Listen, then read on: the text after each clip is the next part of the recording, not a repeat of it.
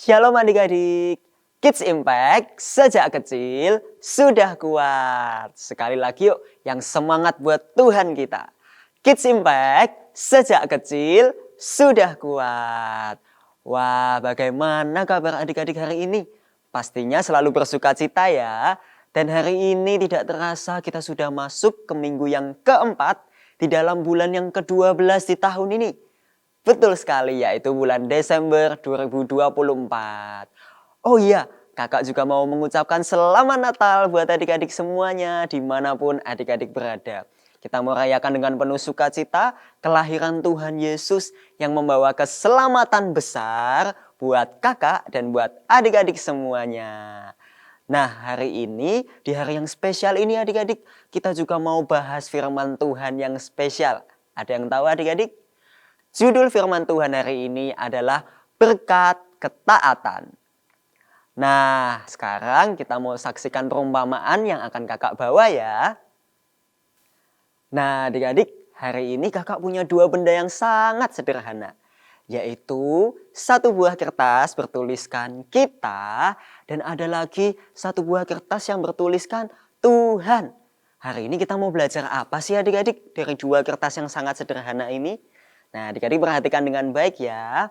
Kakak akan meletakkan satu kertas yang bertuliskan apa adik-adik? Kita.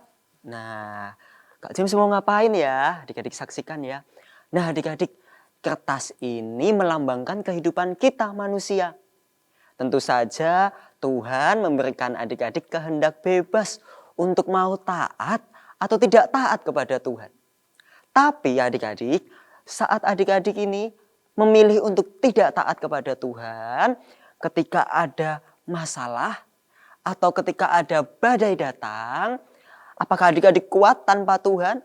Nah, coba kita lihat ya adik-adik ya. Kita coba adik-adik. Ketika ada masalah datang, dan masalah datang, akhirnya adik-adik terjatuh. Dan adik-adik bisa saksikan bersama, kita tadi jika berdiri sendiri tanpa Tuhan, tanpa mengandalkan Tuhan, dan tidak mau taat kepada Tuhan, maka kita pasti akan terjatuh. Karena adik-adik kita ini, adik-adik bisa lihat ya, sudah rusak adik-adik kertasnya. Karena kita adalah manusia yang terbatas. Dan kita perlu Tuhan. Coba adik-adik kita bandingkan. Ketika kita manusia mau mengandalkan Tuhan di dalam kehidupan kita, yang artinya adik-adik mau taat kepada firman Tuhan, artinya adik-adik tidak berjalan sendirian. Melainkan ada siapa adik-adik? Tuhan. Ada Tuhan yang berjalan bersama-sama dengan adik-adik. Ketika adik-adik semua mau taat kepada Tuhan Yesus, maka penyertaannya, kekuatannya, dan sukacita damai sejahteranya Tuhan berikan atas adik-adik. Sehingga kita lihat bersama adik-adik. Ketika nanti saat ada badai, ada masalah lagi adik-adik. Wah, Kak, ada masalah lagi di sekolah, di keluarga, dan dimanapun. Kita bisa lihat adik-adik tetap kokoh.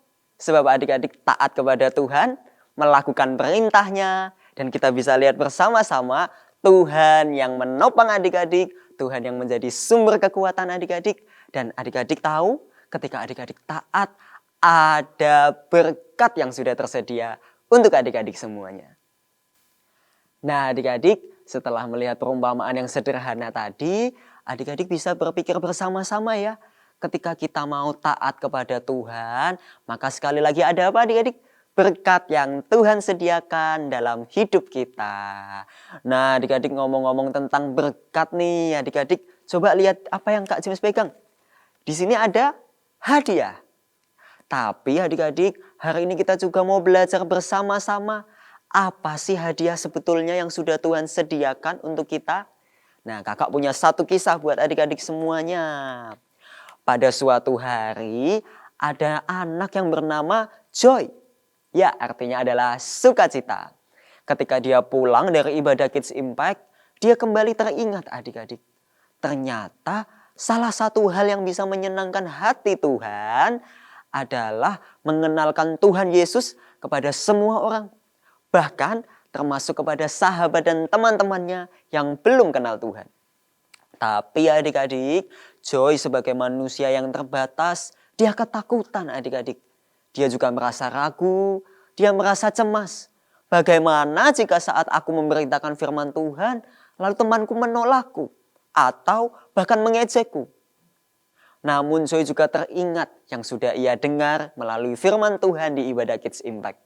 Bahwa Joy harus minta pertolongan Roh Kudus. Sehingga Roh Kuduslah yang memampukan Joy untuk TAAT. Yaitu taat kepada Tuhan. Untuk memberitakan Injil kepada siapapun. Akhirnya keesokan harinya adik-adik, Joy mau taat melakukan firman-Nya. Dengan memberitakan dan mengenalkan Tuhan Yesus kepada sahabatnya. Dan wow, yang terjadi adalah sahabatnya mau mengenal Tuhan Yesus. Dan singkat cerita di hari Minggunya, Joy dan sahabatnya bersama-sama datang ke ibadah Kids Impact. Dari kisah ini adik-adik kita bisa melihat ketika adik-adik mau melangkah taat bersama pimpinan Roh Kudus, maka adik-adik pasti akan dimampukan. Sama seperti kisah firman Tuhan yang sangat luar biasa hari ini. Ada banyak adik-adik, jadi adik-adik catat ya. Kakak akan sebutkan pelan-pelan untuk adik-adik semua. Yang pertama, kita akan membahas topik kelahiran Yesus Kristus. Yang diambil dari Matius 1 ayat 18 sampai yang ke-24. Nah, adik-adik catat dulu.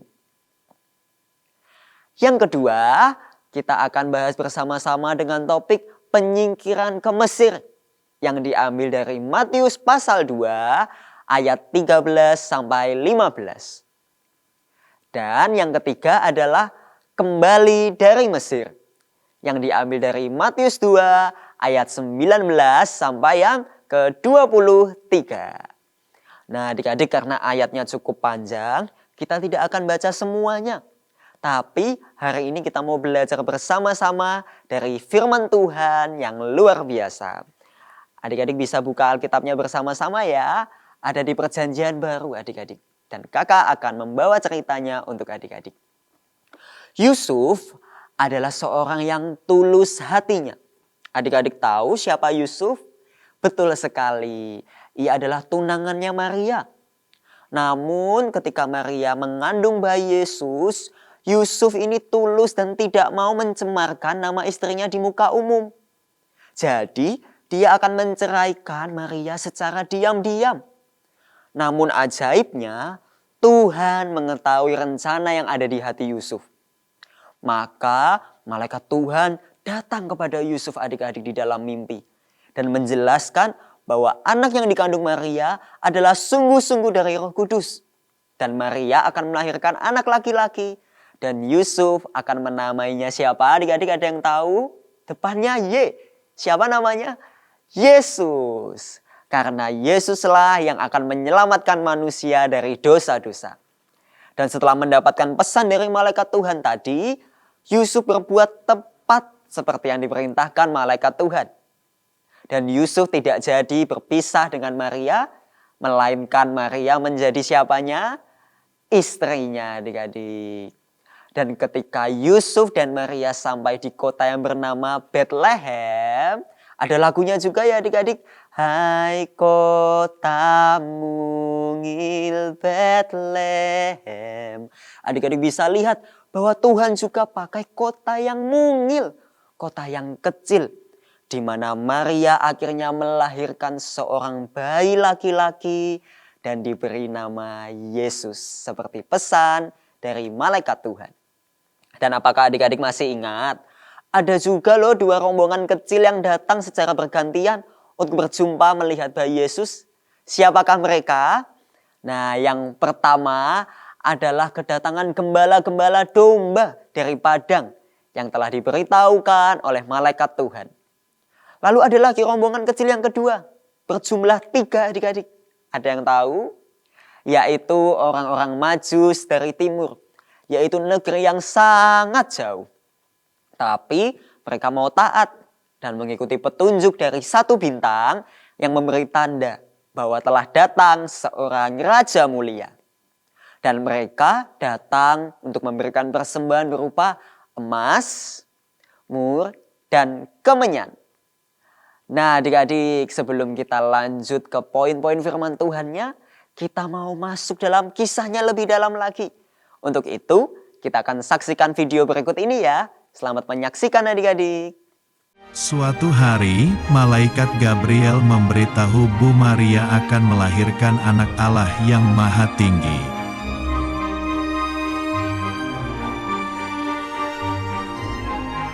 Ketika belum menikah, Bu Maria mengandung dari Roh Kudus, tetapi Pak Yusuf tetap menikahinya.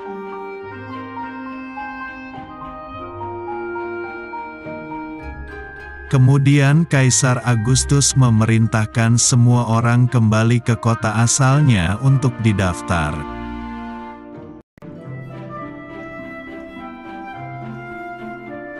Pergilah Pak Yusuf dan Bu Maria ke kota Daud, yaitu kota Bethlehem, karena Yusuf keturunan Raja Daud.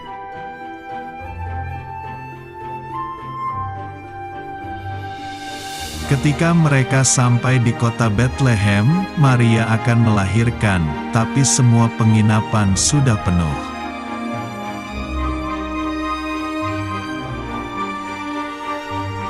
Akhirnya, mereka menemukan tempat istirahat, tapi itu adalah kandang binatang.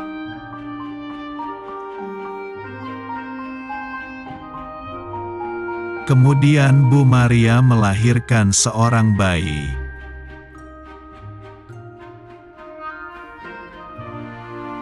Bayi itu dinamai Yesus, Sang Juru Selamat, Allah yang telah menjadi manusia.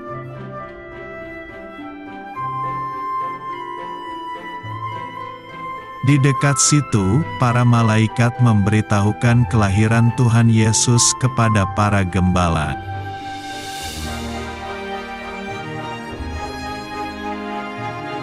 Setelah itu, ada orang Majus mencari bayi Yesus yang dibimbing oleh sebuah bintang terang.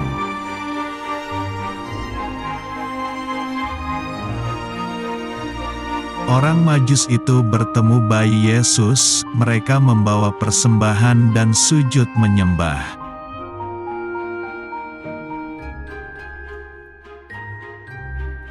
Orang Majus itu mempersembahkan emas, kemenyan, dan mur.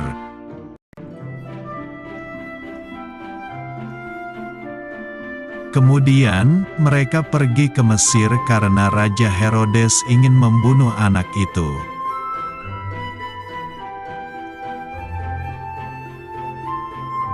Setelah Raja Herodes mati, mereka kembali ke kota Nazaret. Yesus tumbuh menjadi besar.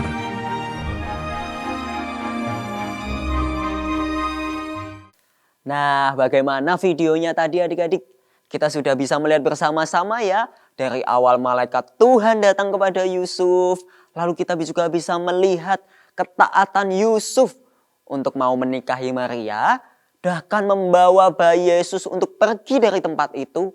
Sebab ada raja yang bernama Raja Herodes yang mau membunuh bayi Yesus. Nah, dari kisah tadi kita mau petik 2 poin yang harus adik-adik catat ya. Yuk siapkan alat tulisnya dan buku catatannya. Kita mau catat bersama-sama. Poin yang pertama, ketaatan Yusuf. Dari ketaatan Yusuf ini adik-adik kita bisa belajar bersama-sama. Yusuf ini mau dengar-dengaran akan perintah Tuhan yang disampaikan oleh malaikat Tuhan kepadanya. Yusuf diberitahu oleh malaikat Tuhan bahwa Raja Herodes akan mencari anak itu dan membunuh dia. Akhirnya setelah orang Majus itu pergi meninggalkan kota Bethlehem dan setelah Yusuf mendapatkan mimpi tadi, Yusuf langsung bergegas mengajak Maria dan bayi Yesus untuk meninggalkan tempat itu dan cepat-cepat pergi ke negeri Mesir. Nah adik-adik dari sini kita bisa belajar bersama dari Yusuf. Kalau saja Yusuf tidak taat kepada perintah malaikat Tuhan, adik-adik tahu apa yang terjadi? Mungkin saja bayi Yesus pasti sudah terbunuh. Tapi karena Yusuf taat melakukan pesan malaikat Tuhan untuk pergi kemana tadi? Bangsa Mesir. Akhirnya bayi Yesus selamat dan kita bisa lihat bersama-sama Yesus menjadi juru selamat bagi kita semuanya. Nah, sekarang kakak mau tanya untuk adik-adik semua. Pernahkah adik-adik ingin menjadi anak yang taat kepada perintah Tuhan, tapi masih bingung? Kenapa ya aku harus melakukan perintah tadi? Sama seperti Yusuf yang awalnya tidak mengerti apa-apa. Kenapa Tuhan memerintahkan hal itu kepadanya? Namun, walaupun Yusuf belum memahaminya, Yusuf sekali lagi belajar apa adik-adik? Taat. Sekalipun ia tidak mengerti apa yang menjadi rencana Tuhan. Tahukah adik-adik bahwa terkadang jadi taat itu memang tidak enak adik-adik. Karena ketika mau taat, maka adik-adik juga harus melepaskan keinginan adik-adik. Seperti melepaskan dan mengalahkan rasa malas, mengalahkan rasa takut, dan merasa tidak bisa atau rasa-rasa lainnya adik-adik.